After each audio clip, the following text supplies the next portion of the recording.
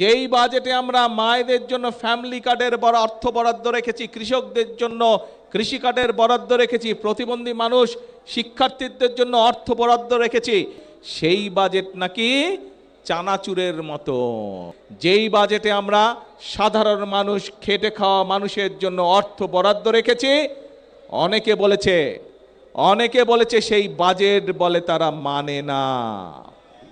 দেখেছেন না পত্রিকায়, সংবাদে? আবার অনেকে বলেছে যেই বাজেটে আমরা মায়েদের জন্য ফ্যামিলি কার্ডের বড় অর্থ বরাদ্দ রেখেছি, কৃষকদের জন্য কৃষি কার্ডের বরাদ্দ রেখেছি, প্রতিবন্ধী মানুষ শিক্ষার্থীদের জন্য অর্থ বরাদ্দ রেখেছি, যেই বাজেটে আমরা মানুষের স্বাস্থ্য সুবিধার জন্য অর্থ বরাদ্দ রেখেছি, সেই বাজেট নাকি চানাচুরের মতো। শুনেছেন এই কথা? কিছু কিছু লোক বলেছে। প্রিয় ভাই বোনেরা, যেই বাজেট জনগণের বাজেট, যেই বাজেটের মাধ্যমে, অর্থ বরাদ্দের মাধ্যমে আমরা জনগণের ভাগ্যের পরিবর্তন করতে চাই, সেই বাজেটকে যারা চানাচুরের সাথে তুলনা করে, যেই বাজেটে আমরা জনগণের জন্য স্বাস্থ্য সুবিধার অর্থ বরাদ্দ রেখেছি, কৃষক ভাইদের জন্য অর্থ বরাদ্দ রেখেছি, যেই বাজেটে আমাদের সন্তানরা যাতে ভালোভাবে লেখাপড়া শিখতে পারে তার জন্য সর্বোচ্চ বাজেট রেখেছি, সেই বাজেটকে বলে তারা গণবিরোধী বাজেট। আমরা এই বাজেটের মধ্যে অর্থ বরাদ্দ রেখেছি এবং একই সাথে বিভিন্ন নিত্য প্রয়োজনীয় দ্রব্য, চাল, ডাল, তেল, নুন, চিনি, এইসবের উপরে যে শুল্ক আগে ছিল, সেই শুল্ক আমরা, যে ট্যাক্স ছিল, সেই ট্যাক্সও আমরা উঠিয়ে নিয়েছি যাতে জিনিসের দাম না বাড়ে। জনগণের কথা চিন্তা করে আমরা 60টি নিত্য প্রয়োজনীয় দ্রব্যের উপর থেকে আমরা শুল্ক প্রত্যাহার করে নিয়েছি এই বাজেটে।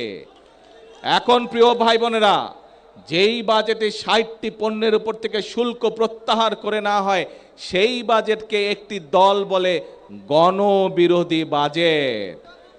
এখন জনগণের জন্য যেই বাজেটে সকল ব্যবস্থা রেখেছি, সেই বাজেটকে যারা গণবিরোধী বলে, তারা কি কখনো জনগণের বন্ধু হতে পারে?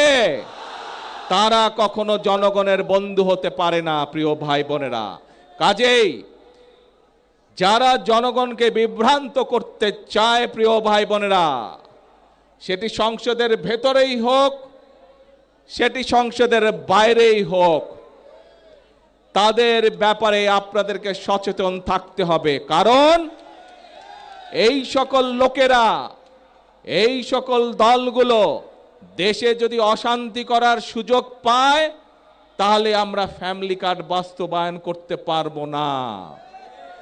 এই লোকগুলো, এই দলগুলো যদি দেশে অশান্তি সৃষ্টি করে, তাহলে এই যে আজকে প্রতিবন্ধী মানুষগুলোকে যে আমরা সহযোগিতা করলাম, এই যে গরিব ছাত্র স্টুডেন্টগুলোকে যে আমরা সহযোগিতা করলাম, এই যে আমরা নিত্য প্রয়োজনীয় দ্রব্যের উপর থেকে 60টি দ্রব্যের উপর থেকে যে আমরা ট্যাক্স তুলে নিতে পারলাম, এইটি আমরা তাহলে কন্টিনিউ করতে পারবো না।